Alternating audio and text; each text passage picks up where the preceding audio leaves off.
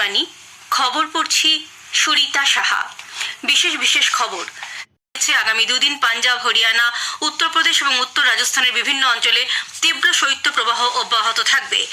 অস্ট্রেলিয়ার batter David Warner একদিনের আন্তর্জাতিক ক্রিকেট থেকে অবসর নেওয়ার কথা ঘোষণা করেছেন। আসছি বিস্তারিত খবরে। জাপানের মধ্যভাগে আজ এক শক্তিশালী ভূকম্পন অনুভূত হয়। রিক্টার স্কেলের মাত্রা ছিল 7.4। ইশিকাওয়া, নিগাটা এবং তোয়ামা উপকূলবর্তী অঞ্চলে সুনামির সতর্ক বার্তা জারি করা হয়। ইশিকাওয়ার নোটো অঞ্চলে 1 মিটারের বেশি উচ্চতার সুনামি আছড়ে পড়ার খবর পাওয়া গেছে। প্রথমবারের কম্পনের 1.5 ঘন্টার মধ্যে আরও 20 বার 4 মাত্রার কম্পন অনুভূত হয়। এদিকে হোকুরিকু ইলেকট্রিক পাওয়ার থেকে জানানো হয়েছে, ভূকম্পনের জেরে তাদের পরমাণু বিদ্যুৎ চুল্লিগুলির কোনো ক্ষতি হয়েছে কিনা তা পরীক্ষা করে দেখা হচ্ছে। জাপানে ভারতীয় দূতাবাস ভূমিকম্প এবং সুনামি সতর্কবার্তার পর সে দেশে বসবাসকারী নাগরিকদের জন্য জরুরি ভিত্তিতে একটি কন্ট্রোল রুম খুলেছে। যোগাযোগের নম্বর দুটি হল 818039301715 এবং 818032144722। ভারতীয় মহাকাশ গবেষণা সংগঠন ইসরো দেশের প্রথম বৈজ্ঞানিক পর্যবেক্ষণ কৃত্রিম উপগ্রহ এক্স-রে পোলারিমিটার স্যাটেলাইট বা এক্সপোস্যাট সাফল্যের সঙ্গে মহাকাশে পাঠিয়েছে। অন্ধ্রপ্রদেশের শ্রী হরিকোটা সতীশ ধাওয়ান মহাকাশ কেন্দ্র থেকে আজ সকাল 9:10 সাফল্যের সঙ্গে উৎক্ষেপণ যান PSLV C58 এর সাহায্যে এই কৃত্রিম উপগ্রহ মহাকাশে উৎক্ষেপণ করা হয়। এছাড়াও আরও 10টি পেলোড একই সঙ্গে মহাকাশে পাঠানো হয়েছে। মার্কিন যুক্তরাষ্ট্রের পর বিশ্বে ভারতই হল দ্বিতীয় দেশ যারা মহাকাশে এক্স রশ্মির পোলারাইজেশন বিষয়ে অনুসন্ধান এবং কৃষ্ণ গহ্বর নিয়ে গবেষণা চালাবে। ইসরো প্রধান এস সোমনাথ জানিয়েছেন, প্রাথমিকভাবে মনে করা হচ্ছে এক্সপোস্যাট 5 বছরের মতন মহাকাশে কার্যকর থাকবে। তিনি অন্য একটি প্রসঙ্গে বলেন, নতুন বছর ভারতের মহাকাশ উৎক্ষেপণের ক্ষেত্রে নতুন দিগন্ত উন্মোচন করবে। This year just began and we are going to have many launches, and 2024 is going to be the year of Gaganyaan. As you already know, the D1 mission has just been over last year, and this year we are expecting 2 more such test flights of the test vehicle, followed by the unmanned missions of the Gaganyaan program. Similarly, we are going to have missions of PSLV, GSLV as well as SSLV this year as well. মহাকাশের নিচের কক্ষপথে প্রদক্ষিণ করবে এক্সপোস্যাট।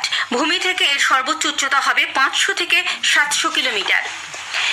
দেশের নতুন বৈজ্ঞানিক পর্যবেক্ষণ উপগ্রহ এক্স-রে পোলারিমিটার স্যাটেলাইট বা এক্সপোস্যাটের সফল উৎক্ষেপণের জন্য প্রধানমন্ত্রী নরেন্দ্র মোদী ইসরোর বিজ্ঞানীদের অভিনন্দন জানিয়েছেন। সোশ্যাল মিডিয়ার এক বার্তায় তিনি বলেন, ইসরো বছরের শুরুতেই সকলকে চমকে দিয়েছে। আগামী দিনে ভারত মহাকাশ ক্ষেত্রে আরও সাফল্যের পরিচয় দেবে।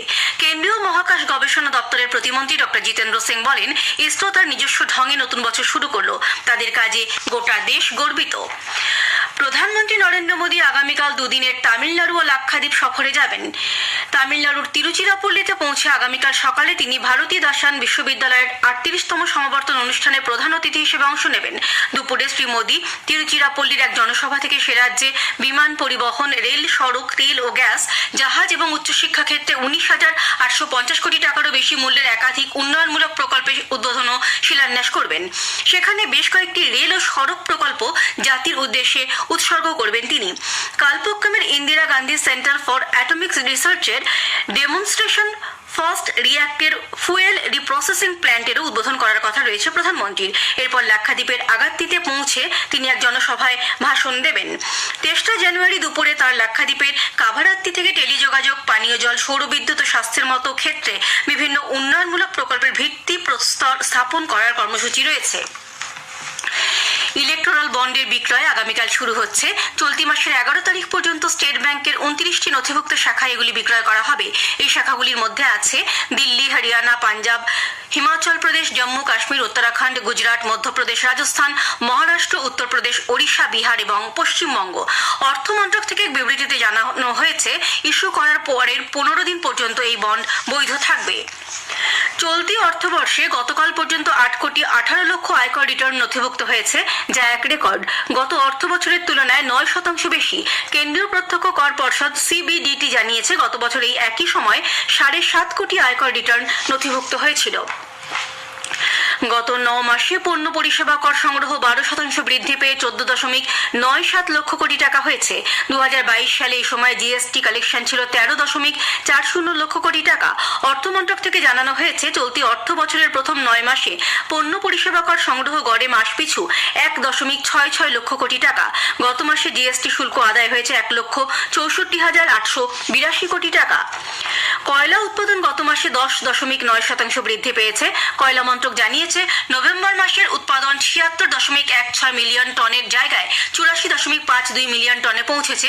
বাণিজ্যিক ও উত্তোলন বন্ধ হয়ে যাওয়া কয়লা খনিগুলিতে নতুন করে উৎপাদন শুরু হয় মন্ত্রক এই সাফল্য পেয়েছে। এই খবর আপনারা শুনছেন আকাশবাণী থেকে। দেশে ও বিদেশে মানুষ উৎসাহ উদ্দীপনার সঙ্গে নতুন বছর 2024কে বরণ করে নিয়েছেন। বিদেশের সঙ্গে সঙ্গে দেশের বিভিন্ন প্রান্তে উৎসবের আকারে নানা অনুষ্ঠানের আয়োজন করা হয়। জম্মু কাশ্মীরের শ্রীনগরে ঐতিহাসিক লালচকে বর্ষবরণ উপলক্ষে একাধিক অনুষ্ঠানের আয়োজন করা হয়। জম্মু কাশ্মীরের পর্যটন বিভাগ একটি সঙ্গীতানুষ্ঠানের আয়োজন করে। কেরালাতেও সঙ্গীতের সঙ্গে বাজি প্রদর্শনীর আয়োজন করা হয়। সমুদ্র তটে অসংখ্য মানুষ জমায়েত হয়ে নতুন বছরকে স্বাগত জানায়। অন্যদিকে new York, London, Paris, Luxembourg সর্বত্রই মানুষ নববর্ষ উদযাপনে মেতে ওঠেন। রাষ্ট্রপতি, উপরাষ্ট্রপতি, প্রধানমন্ত্রী ইংরেজি নববর্ষে দেশবাসীকে শুভেচ্ছা জানিয়েছেন। নতুন বছরের প্রথম দিনে পশ্চিমবঙ্গে উত্তরবঙ্গের সঙ্গে যোগাযোগের উন্নতি ঘটাতে বালুরঘাট থেকে শিয়ালদা পর্যন্ত দৈনিক এক্সপ্রেস ট্রেনের যাত্রার আজ সূচনা হয়েছে। রেলমন্ত্রী অশ্বিনী বৈষ্ণব নতুন দিল্লি থেকে ভিডিও কনফারেন্সিং এর মাধ্যমে সূচনা করেন। এই ট্রেনকে উত্তরবঙ্গবাসীদের জন্য নতুন বছরের উপহার হিসেবে উল্লেখ করে তিনি বলেন, পশ্চিমবঙ্গের উন্নয়নে প্রধানমন্ত্রী বিশেষভাবে উদ্যোগী। এই উপলক্ষে আয়োজিত অনুষ্ঠানে উপস্থিত ছিলেন বালুরঘাটের সাংসদ ও বিজেপির রাজ্য সভাপতি সুকান্ত মজুমদার। ট্রেনটি শিয়ালদা থেকে আগামীকাল এবং বালুরঘাট থেকে 3রা জানুয়ারি নিয়মিত চলাচল শুরু করবে। বাংলাদেশে ঢাকার একটি আদালত নোবেল পুরস্কারজয়ী ডক্টর মোহাম্মদ ইউনুস এবং গ্রামীণ টেলিকম বিভাগের 3 শীর্ষ আধিকারিককে শ্রম আইন লঙ্ঘনের দায়ে দোষী সাব্যস্ত করেছে। তাদের 6 মাসের কারাদণ্ড দেওয়া হয়েছে। এছাড়াও আদালত তাদের 30,000 টাকা জরিমানা এবং অনাদায়ে অতিরিক্ত 25 দিন কারাবাসের নির্দেশ দিয়েছে। যদিও আদালত ডক্টর ইউনুস এবং 3 আধিকারিকের আবেদনে সাড়া দিয়ে 1 মাসের জন্য জামিন মঞ্জুর করেছে। গাজায় হামাসের বিরুদ্ধে যুদ্ধ জারি থাকবে এবং ইরানও বাদ যাবে না বলে হুঁশিয়ারি দিয়েছেন ইসরায়েলের প্রধানমন্ত্রী বেঞ্জামিন নেতানিয়াহু। হামাসের বিরুদ্ধে যুদ্ধ শুরু হওয়ার পর থেকে লেবানন সীমান্ত থেকেও ইসরায়েলের বিরুদ্ধে হামলা চালানোর প্রেক্ষিতে তাঁর এই হুঁশিয়ারি। গতকাল বছরের শেষ দিনে সাংবাদিকদের তিনি জানান, গাজার দক্ষিণে মিশরের সঙ্গে সীমান্ত এলাকাটি ইসরায়েলের নিয়ন্ত্রণে থাকা দরকার। অবিলম্বে এই অঞ্চলে যাতায়াত বন্ধ না হলে গাজায় সন্ত্রাসের বাড়বাড়ন্ত থামানো যাবে না। ইসরায়েল গাজাকে সন্ত্রাসমুক্ত করতে চায়। বছরের প্রথম দিনে গুজরাট আজ রাজ্যের 51টি ঐতিহাসিক স্থান সহ 108টি জায়গায় একই সময়ে গণসূর্য প্রণামের আয়োজন করে গিনেস বুক অব ওয়ার্ল্ড রেকর্ডে জায়গা করে নিয়েছে। মেহসানা জেলার মোধেরার বিখ্যাত সূর্য মন্দিরে আয়োজিত এই অনুষ্ঠানে অংশ নেন মুখ্যমন্ত্রী ভূপেন্দ্র প্যাটেল এবং স্বরাষ্ট্রমন্ত্রী হর্ষ সংঘভি। ভারতীয় আবহাওয়া বিভাগ আইএমডি জানিয়েছে, আগামী 2 দিন পাঞ্জাব, হরিয়ানা, উত্তরপ্রদেশ এবং উত্তর রাজস্থানের বিভিন্ন অঞ্চলে তীব্র শৈত্যপ্রবাহ অব্যাহত থাকবে। হিমাচল প্রদেশ, মধ্যপ্রদেশ, বিহার, উড়িষ্যা এবং হিমাচল সন্নিহিত পশ্চিমবঙ্গ, ঝাড়খণ্ডে ঘন কুয়াশার সতর্কবার্তা জারি করা হয়েছে। পাঞ্জাব, হরিয়ানা, চণ্ডীগড়, উত্তরপ্রদেশ ও উত্তর রাজস্থানে ন্যূনতম তাপমাত্রা 6 থেকে 9 ডিগ্রি সেলসিয়াসের মধ্যে থাকবে। আগামী 3 দিন আবহাওয়ার বিশেষ কোনো পরিবর্তন হবে না বলে আইএমডি জানিয়েছে। অস্ট্রেলিয়ার ব্যাটার ডেভিড ওয়ার্নার একদিনের আন্তর্জাতিক ক্রিকেট থেকে অবসর নেওয়ার কথা ঘোষণা করেছেন। দুবারের বিশ্বজয়ী অস্ট্রেলিয়া ক্রিকেট দলের অন্যতম সদস্য ওয়ার্নার আগেই জানিয়েছিলেন, সিডনিতে পাকিস্তানের বিরুদ্ধে টেস্ট খেলার পরই তিনি তার টেস্ট ক্যারিয়ার শেষ করবেন। টরন্টোর ক্যান্ডিডেটস দাবায় খেলার যোগ্যতা অর্জন করলেন ভারতের দুম্মা রাজু গুকেশ। তিনি 3য় ভারতীয় হিসেবে এই প্রতিযোগিতায় অংশ নেবার ছাড়পত্র পেলেন। অন্য 2 জন হলেন আর প্রজ্ঞানন্দ এবং বিদিত গুজরাটি। এই প্রথম 3 জন ভারতীয় ক্যান্ডিডেটস দাবায় অংশ নিয়ে ইতিহাস সৃষ্টি করলেন। মহিলা বিভাগে এই প্রতিযোগিতায় অংশ নেবেন কোনেরু হাম্পি এবং রমেশ বাবু বৈশালী। শেষ করার আগে খবরের বিশেষ কিছু অংশ আরও একবার। জাপানে আজ এক শক্তিশালী ভূকম্পনের ফলে সুনামির সতর্কতা জারি করা হয়েছে।